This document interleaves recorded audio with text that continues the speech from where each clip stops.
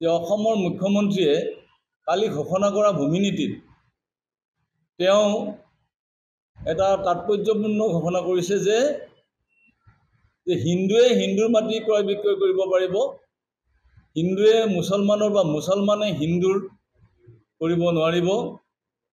এইটোত আমি অতি শংকাবোধ কৰিছোঁ। এইকাৰণেই অসমীয়া সমাজখন আহোম স্বৰ্গদেউ প্ৰতাপ সিংহৰ দিনৰে পৰা মোমাই তামুলী বৰবৰুৱাই দুঘৰ কোচ, দুঘৰ কলিতা, দুঘৰ বামুণ, দুঘৰ ডোম, দুঘৰ গৰীয়া, দুঘৰ মৰীয়া এই ভিত্তিত আদৰ্শ সমাজ গঠন কৰিছিল। আৰু তেতিয়াৰ পৰা আমাৰ অসমীয়া সমাজখন ধৰ্মৰ ভিত্তিত নহয়, জনজাতীয় জনগোষ্ঠীয় ভিত্তিত প্ৰতিষ্ঠিত। আমাৰ ইয়াত কোনো ধৰ্মৰ কথা নাই। আমি অসমীয়া, খিলঞ্জীয়া, হিন্দু, মুছলমান এখনে সমাজ। খিলঞ্জীয়াসকলৰ সুৰক্ষাৰ কথা কোৱা, খিলঞ্জীয়াৰ স্বাৰ্থৰ কথা কোৱা ডক্টৰ হিমন্ত বিশ্ব শৰ্মাই অসম বিধানসভাত সততে গৰীয়া মৰীয়া দেশীসকলকে ধৰি খিলঞ্জীয়া মুছলমানৰ অধিকাৰক লৈ তেওঁ সৰব হৈ থকাটো আমি সকলোৱে মন কৰিছোঁ। আৰু এনেকেই তেওঁ অসম কেবিনেট মন্ত্ৰীসভাত কেবিনেটত অসমৰ গৰীয়া মৰীয়া দেশী জোলহা চয়ত এইসকলক খিলঞ্জীয়া যে এইসকল মানি লৈছে আৰু স্বীকৃতি দিছে। অথচ অসম চৰকাৰৰ বসুন্ধৰাৰ যি আঁচনি, সেই আঁচনিত এঘৰো খিলঞ্জীয়া গৰীয়া মৰীয়া দেশীক এক বিন্দু মাটি নিদিলে। এইটো এটা অতি দুৰ্ভাগ্যজনক কথা। আৰু এতিয়া ঘোষণা কৰিছে যে তেওঁ হিন্দুক সুৰক্ষা দিব। গতিকে সেই মোমাই তামুলী বৰবৰুৱাই গঢ়া আদৰ্শ সমাজখন কলৈ গ'ল? তেওঁ যদি হিন্দুক সুৰক্ষা দিব, তেওঁতো অসমীয়া খিলঞ্জীয়া মুছলমানকো সুৰক্ষা দিবলৈ বাধ্য।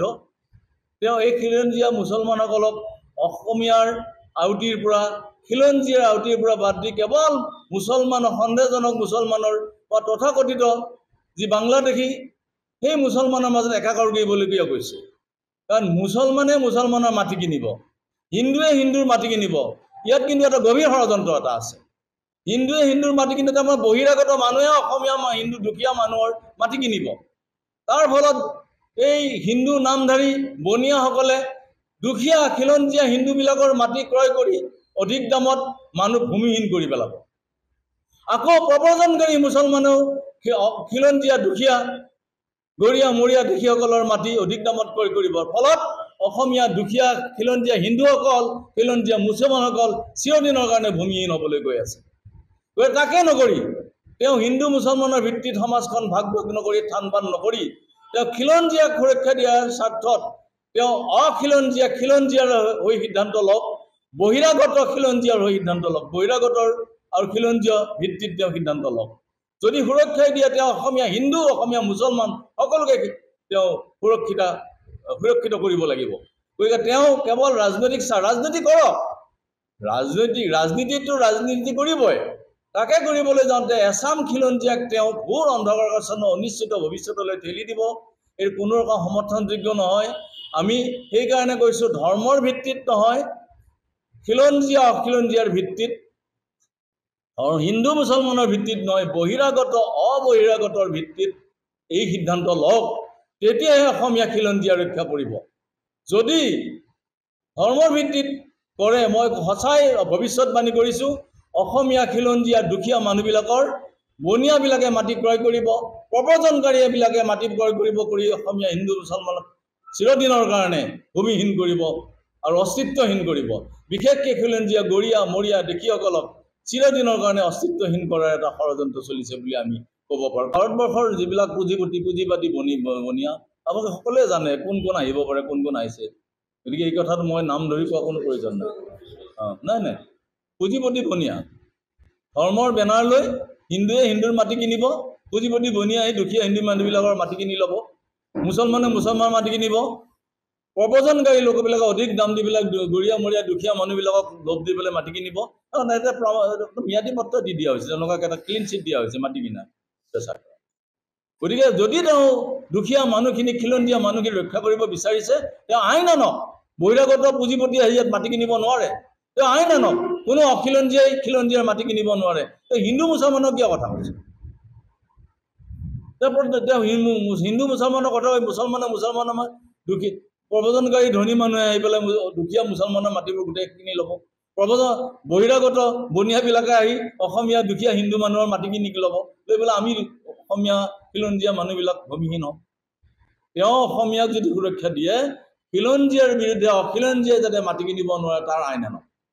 বহিৰাগত ইয়াত আহি মাটি কিনিব নোৱাৰে তাৰ আইন আনক। ইয়াত হিন্দু মুছলমানক ভাগ ভাগ কৰি লাভ নাই। এই আহোম স্বৰ্গদেউ দিনৰ পৰা আহোমসকলে ইয়াত আহোম ৰাজ্য ইয়াত ৰাজত্ব কৰাৰ পূৰ্বৰ পৰা ইয়াত গৰীয়াসকল আছে। এই গৰীয়াসকলক আজি মুছলমানৰ নামত সন্দেহজনক মুছলমানৰ মাজত এৰি দিবলৈ খোজা হৈছে, আৰু চিৰদিনৰ কাৰণে এইসকল অস্তিত্বহীন হৈ যাব। মুখ্যমন্ত্ৰীক আমি কাটৰ অনুৰোধ কৰিছোঁ, অসমীয়া সমাজখনক হিন্দু মুছলমানৰ মাজত ভাগ ভাগ কৰিব নালাগে। অসমীয়া খিলঞ্জীয়া মানুহক খিলঞ্জীয়া ভিত্তিত, জনগোষ্ঠীৰ ভিত্তিত, জনজাতিৰ ভিত্তিত, ভূমিপুত্ৰৰ ভিত্তিত তেওঁ সুৰক্ষিত কৰক। বহিৰাগতক পাৰ্মিট দিব নালাগে, ইয়াত অবাধ পাৰ্মিট দিব নালাগে। অসমৰ মাননীয় মুখ্যমন্ত্ৰী ডক্টৰ হিমন্ত বিশ্ব শৰ্মাই কালি ঘোষণা কৰিছে যে অসমৰ মাটি, হিন্দুৰ মাটি হিন্দুৱে, মুছলমানৰ মাটি মুছলমানেহে ক্ৰয় কৰিব পাৰিব। মুছলমানৰ মাটি হিন্দুৱে, হিন্দুৰ মাটি মুছলমানে ক্ৰয় কৰিব নোৱাৰিব। তেওঁ আৰু এটা অতি দুখজনক কথা কৈছে যে তেওঁ হিন্দুকহে সুৰক্ষা দিব। এই কথাটো আমি অতি হতভম্ব হৈছোঁ। গৰীয়া মৰীয়া দেখি জোলহা চৈয়দকে ধৰি কাছাৰী মুছলমানসকলৰ প্ৰশ্ন আছে। এইসকল আমি খিলঞ্জীয়া, আমি অতীজৰে পৰা আহোম যুগৰ পূৰ্বৰে পৰা এইসকল খিলঞ্জীয়া গৰীয়া মৰীয়া দেশীসকলে ইয়াত বাস কৰি আছে। স্বৰ্গদেউ প্ৰতাপ সিংহৰ দিনত মমাই তামুলী বৰবৰুৱাই দুঘৰ কোচ, দুঘৰ কলিতা, দুঘৰ বামুণ, দুঘৰ ডোম, দুঘৰ গৰীয়া, দুঘৰ মৰীয়া, এই ধৰণে আদৰ্শ সমাজ, অসমীয়া সমাজ গঠন কৰিছিল। আৰু তেতিয়াৰে পৰা আমাৰ সমাজখন ধৰ্মৰ ভিত্তিত নহয়, জনজাতি জনগোষ্ঠীৰ ভিত্তিত প্ৰতিষ্ঠিত। অথচ আজি মুখ্যমন্ত্ৰীয়ে হিন্দু আৰু মুছলমানৰ মাজত এই সমাজখন ভাগ কৰি গৰীয়া মৰীয়া দেশীকে ধৰি খিলঞ্জীয়া মুছলমানসকলক খিলঞ্জীয়া আউটিৰ পৰা, অসমীয়া আউটিৰ পৰা তেওঁ বাহিৰ কৰি তেওঁলোকক মুছলমানৰ মাজত একাকাৰ কৰি দিব বিচাৰিছে। আৰু ইয়াৰ ফলত হিন্দুৱে হিন্দুৰ মাটিকে নিকিনিব বুলি কোৱাৰ ফলত আজি বহিৰাগত হিন্দু নামধাৰী বনিয়াই দুখীয়া অসমীয়া হিন্দুসকলৰ মাটি ক্ৰয় কৰিব, আৰু প্ৰব্ৰজনকাৰী মুছলমানে দুখীয়া গৰীয়া মৰীয়া দেশী জোলাসকলৰ মাটি ক্ৰয় কৰি চিৰদিনৰ কাৰণে এই মানুহবিলাকক ভূমিহীন কৰিব, অস্তিত্বহীন কৰিব। গতিকে এই সিদ্ধান্তৰ আমি ঘোৰ সমালোচনা কৰিছোঁ, ইয়াত প্ৰতিবাদ কৰিছোঁ। আমি তেওঁক দাবী জনাইছোঁ যে ধৰ্মৰ ভিত্তিত নহয়, খিলঞ্জীয়া অখিলঞ্জীয়াৰ ভিত্তিত, বহিৰাগত অবহিৰাগতৰ ভিত্তিত সিদ্ধান্ত লওক। বহিৰাগত বনিয়া প্ৰব্ৰজনকাৰী মুছলমানৰ পৰা অসমীয়া হিন্দু মুছলমান খিলঞ্জীয়াক তেওঁ ৰক্ষা কৰিবলৈ হ'লে এই বিষয়ে তেওঁ আইন আনক, এই বিষয়ে এটা সিদ্ধান্ত লওক।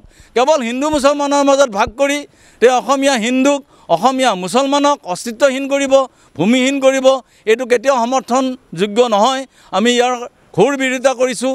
তেওঁ সততে খিলঞ্জীয়া মুছলমানৰ হকে মাত মাতে, অথচ কাম আৰু তেওঁৰ কাৰ্যৰ কথা আৰু কামৰ মিল নাই।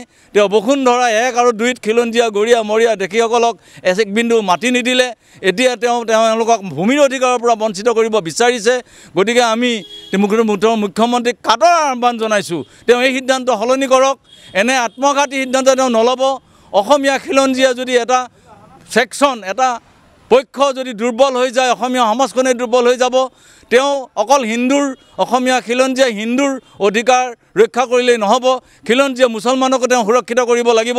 গতিকে তেওঁ হিন্দু মুছলমান হিচাপে ভাগ নকৰি খিলঞ্জীয়া অখিলঞ্জীয়া, বহিৰাগত অবহিৰাগত হিচাপে সিদ্ধান্ত লওক, আৰু এই ধৰণে অসমীয়া খিলঞ্জীয়া মুছলমান, অসমীয়া হিন্দু সকলোকে তেওঁ ভূমিপুত্ৰসকলক ৰক্ষা কৰক।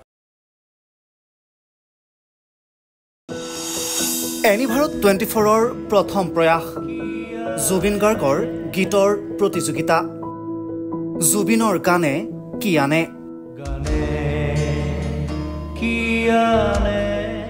অডিশ্যনৰ বাবে যোগাযোগ কৰক 8638661821 আৰু 8812831556 নম্বৰত। এনিভাৰত 24 উদ্যোগত এটা নতুন সংগীতৰ প্ৰতিযোগিতা আয়োজন কৰা হৈছে, য'ত মোৰ গানৰ প্ৰতিযোগিতা হ'ব। আপোনালোকে তাত প্ৰতিযোগী হিচাপে আহিব পাৰিব। আৰু মোৰ ফালৰ পৰা আন্তৰিক শুভকামনা জনাইছোঁ। আৰু অনুষ্ঠানটোৰ নাম হৈছে গানে কি আনে। সকলোকে মৰম জনাইছোঁ, সকলোৱে আহক, ইয়াত অংশগ্ৰহণ কৰক। Thank you very much, love U.